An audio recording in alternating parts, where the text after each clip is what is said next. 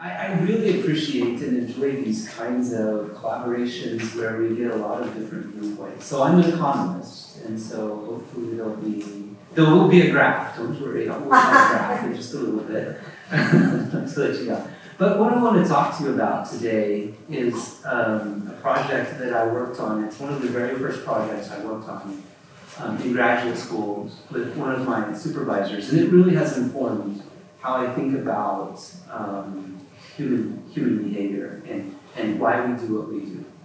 Okay, so let's get into this a little bit, utopias and fairness. The core concept of a utopia, it revolves around what is just and what is fair. And right, you can think about a couple of different fundamental questions on this. Is it fair that there are some people who are eating ice cream with gold flakes in it? And this is a picture of that ice cream that's sold in New York City, while other people are going hungry. Or is it fair that those who are producing the products don't actually own the means of production? So there's how economists think about fairness. There's sort of two main ways that economists think about fairness. One is called a substantive view of fairness, and one is called a procedural view or a procedural judgment of fairness. So I want to talk just very briefly about that, and then we're going to get into game theory and ultimatum games. That's the fun part. So whenever we think about fairness, we normally think that fairness involves some kind of system that allocates resources, scarce resources. Now, these resources oftentimes we view as being monetary, but they don't need to be monetary. They can be any kind of scarce resource. It can be our time, it can be money, it can be things like happiness. And so the substantive view of fairness says that we need to make it where these allocations are equal. So equality in the way that these things exist. So monetarily, that would imply that we have equal endowments of money. If we think that it is happiness, then it would be an equal allocation of happiness amongst everybody. If it's, for instance, freedom, maybe we want equality of freedom. We want everyone to have equal freedom. Maybe that's what's important to us.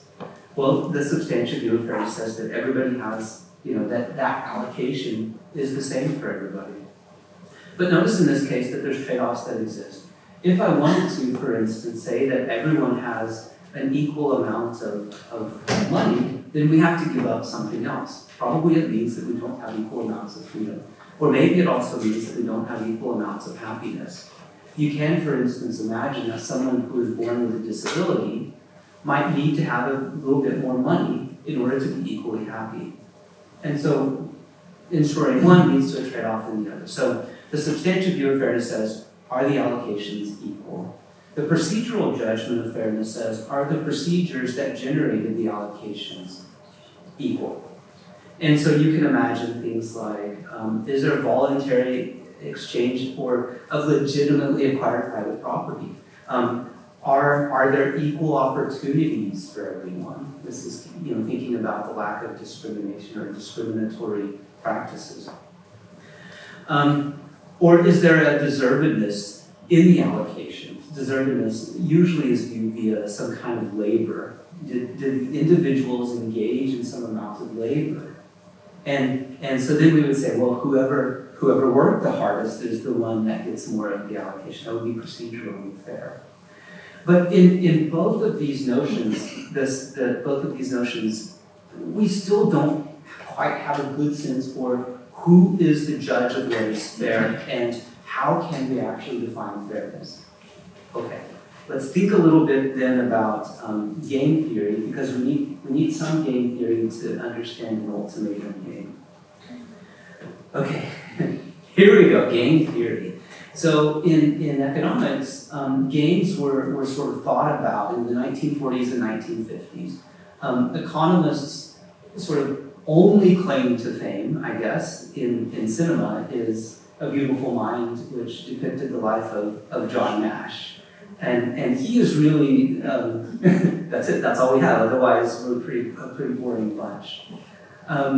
And so John Nash is really probably the most important figure in developing this notion of game theory. And so it sounds very fun, game theory. And my kids think that, oh, Daddy's working on his game theory again. But so what is a game? A game is just simply an interaction between people. And this interaction between people, when my actions, whenever, if I'm thinking about playing with Olga, for instance, my actions are going to affect the outcomes for Olga, and her actions may also potentially affect the outcomes for me. And whenever I'm talking about outcomes, I'm thinking about some allocation of resources. It could be money, it could be happiness, however you want to think, time, whatever it is. It's just whenever we're interacting in these interactions, the choices that we're going to make are actually having some kind of an effect on somebody else. So you can think, for instance, that tic-tac-toe would be in this realm of a game, or pétanque is within this realm of a game. The core of game theory is built upon this notion of rationality, which is this axiomatic approach to utility theory. Axiomatic approaches are approaches where we say, well, here's a set of things that we think should exist, and if they exist, then we're going to build a theory around it. And all of economics is built around this axiomatic approach of utility. Game theory also falls within that realm of this axiomatic approach. All right, then comes the ultimatum game. This ultimatum game, I think, started challenging a lot of the axioms that economics was built around. And so it serves as one of the most important games, I believe, for sort of expanding economics beyond this rationality assumption and towards something that we think is more realistic in a sense, that really combines a lot of other disciplines in it as well. So let's talk a little bit about the ultimatum game then. So the ultimatum game is whenever we have two players, usually. You can think about it a little bit differently, but there's usually two players. There's a first mover, and we'll call the first mover the proposer. And the first mover has some allotment of money, or some endowment. It can be money. Let's deal with money, that's easy for us. Let's say that they're given 10 euros. They then will decide how do they want to split that 10 euros with the second mover. We'll call the second mover the responder. So they can do it in a lot of different ways. They can say, I want to keep all 10. I want to give the second mover, the responder, 0. They can say, I want to keep 1 euro. I'll give the second responder 9 euros, so forth and so on, right? So you can essentially say that they have 10 choices. And so the picture up here is depicting 11 choices. Is depicting all of those choices for the proposer. The responder sees what's been in the classic form of the game, sees what the proposer is proposing, and then decides whether they want to accept or reject the proposal. If they accept the proposal, then all of the payments go through as they were planned. If they reject the proposal, everybody gets 0. The proposer gets 0, the responder gets 0. The normal assumption up until Guth et al.'s paper in 1982, the normal assumption was that if any positive amount is offered to the responder, they'll accept. If you give them 1, they would accept. Even if you gave them a penny, if that were possible, they would accept. What we saw in the 1982 paper was that doesn't happen. Positive amounts are rejected. And so then we had this existential crisis within economics of why are we wrong? And for 10 years, there was this challenge of, no, that game was wrong. We didn't do it right. So they tried to redesign the game. And they said, no, that wasn't right either. Let's redesign it again. And so they wanted to understand what in the heck was going on. So somewhere around the 90s, they developed what was called the dictator game. They thought, well, why do we think that proposers initially are even offering something that is above 0? Why would a proposer, for instance, offer 4 euros? Well, let's try and remove one of the components from this. Let's say that the responder no longer has the chance to respond. So we call it a dictator game because the first mover, the proposer, is the only one that has the chance to make a proposal. The responder just has to take it. Under the right conditions for this dictator game, what we observed is basically the proposers, on average, the median, will propose 0. So the reason that they might have been proposing something greater than 0 is because there was the possibility that they would get rejected, that the offer would get rejected. So then the next question is, well then, why are responders rejecting positive amounts of money? So then that was a whole area of research for a long time. And you will get things like the, what if the endowment is earned? What if that 10 euros, what if they had to work for it? Well, does that mean that the responders are less likely to reject, let's say, smaller amounts? And the answer is they are. And there's other variations of this ultimate. If you look at ultimatum games on Google Scholar, you'll see hundreds of thousands of articles written. We've done these with monkeys, not me. Authors have done these with monkeys, we've done them with children, we've done them, all over the world with different, with developing nations, with developed nations, with island nations that are very, very isolated. If you can imagine anything for an ultimatum game, it's probably been done. It's just been so popular and so powerful, and it's because it's very simple. And the reason, and so eventually what we settled on with the ultimatum game, what do we think we're getting from this ultimatum game? It's essentially a test bed for fairness. What do we think is fair or unfair? Why is the responder rejecting? They're rejecting something that they think is unfair. Okay, so now let's kind of fast forward. So if we want to think then about models of fairness, how do we think fairness can be modeled? The ultimatum game was, and a few others at the time, were really responsible for this explosion of the different ways in which we think fairness should or could be modeled. The simplest one is called the Fair-Schmidt model of inequality aversion. So inequality aversion means that, well, I'm averse to unequal outcomes. And it was a very simple model. It just simply said that an individual is going to get some amount of disutility or dissatisfaction if an allocation is unequal. And there's two ways this could be unequal. One is disadvantageous inequality. That is inequality where I'm disadvantaged, someone else has more than me. There's also advantageous inequality. That is where I have more than somebody else.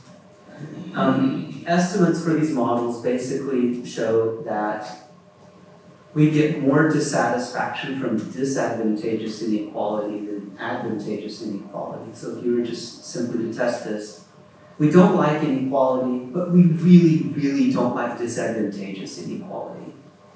We really don't like being the one that is the lower on the total pole. What's embedded in this model, though, is that there is a very stable preference for fairness. An alternative model is one in which fairness is more fluid. It changes a little bit. And this more fluid model of fairness says that what I think is fair or unfair is based on my expectations or beliefs. Do I think that the offer that's being given to me is kind or unkind? How do I know what's kind or unkind? Well, it's based on what I think, and that might actually change. And so that's really what David and I wanted to do whenever we looked at this paper. We pulled together a lot of other papers on the topic where the ultimatum game was played at least 10 times, and each of these 10 times, and remember, these ultimatum games are really simple, and we're stripping out so much of the context purposefully so that you can understand what is at the core of what is fair, what is kind, what is unkind. So in these games, they had to play at least 10 times. They were rematched after every time. So you're a proposer or you're a responder. You play one game, and then you're rematched with a new partner. You play another game, you're rematched with a new partner. In our study, you had to have played at least 10 times. And we pulled out papers that did this. And we got I can't remember, something like 1,400 individuals that had played this ultimatum game from other papers. Most of them were in the Western world, but they were in different countries. So Europe and in the US. There might have been one in South America. I don't remember now. But we were pulling together the data from a lot of different papers to try and understand what was happening. So here's the core picture of sort of, I think, sort of characterizes the whole thing. So anything that's in blue here, those blue bars, are those instances where the prior offer was greater than the current offer. So on the left-hand side, here's my graph. So on the left-hand side is the acceptance rate. So the higher is the acceptance rate, then the more likely an individual would be to accept from our observations. So the blue bar is, was the prior offer larger than the current offer? So we can see, relative. So and then the red bar is, was the prior offer the same as the current offer? The green bar is, was the prior offer less than the current offer? Okay, does that make sense? Let me rephrase. Blue bar, was the prior offer greater than the current offer? Red bar the same. Green bar, was the prior offer less than the current offer? So what we observe is this is a round by round dynamics. If the prior offer was less than the current offer, the prior offer was less than the current offer, hold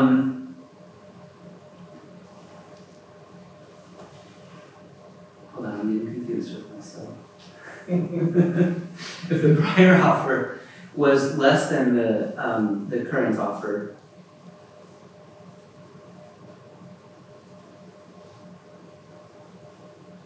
my key is covered up.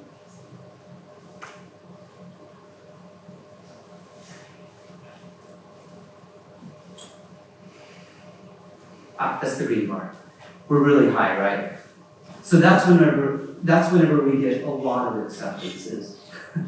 If my prior offer was greater than my current offer, we don't get near as many acceptances. So these round by round dynamics imply that we don't have this fixed notion of what is fair and what is unfair. Actually, what seems to be happening in this game is we're adjusting to the median of the offers that were being given in the game. That is, over time, as we sort of see what's being offered in society, as we sort of see what these offers look like, we're adjusting to that. And those round by round dynamics are sort of leading us to the median. So, for instance, if I were to receive an offer of 30% of the allocation, but previously I saw that the previous person had given me 40%, I'm more likely to reject that.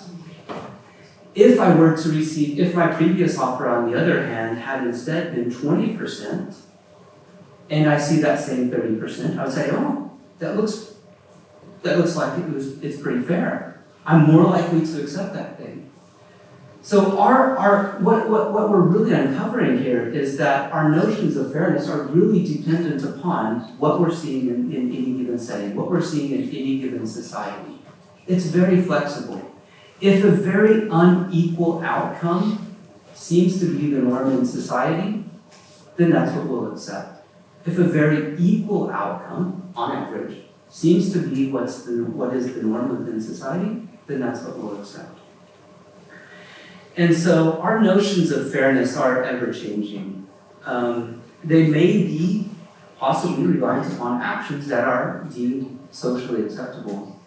So this presents, I think, an issue with the idea that a utopia wholly controlled by democratic means, let's say plurality rule, for instance, will lead to equality.